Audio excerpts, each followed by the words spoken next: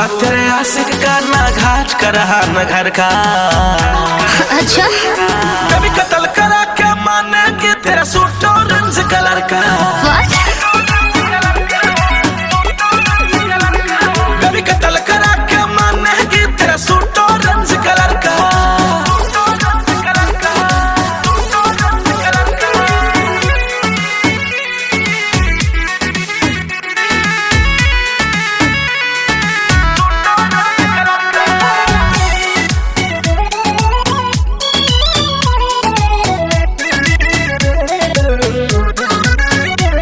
हर गोरे गोरे गाल है मेरी नागिन जैसे चाल है।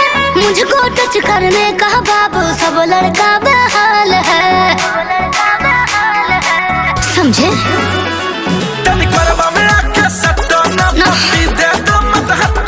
अरे ये लो ओढ़ने मेरा सीने से नीचे सरकार।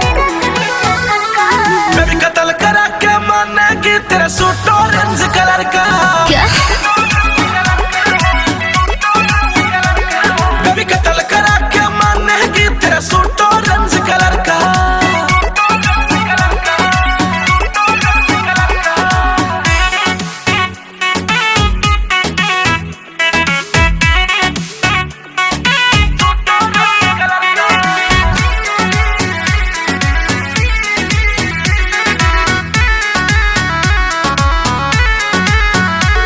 अरे कितने को उल्लू बना चुकी हूँ अब तो तेरा बारी है। तेरे जैसे कितने लड़के आगे पीछे हमारी है। समझे? दिखने में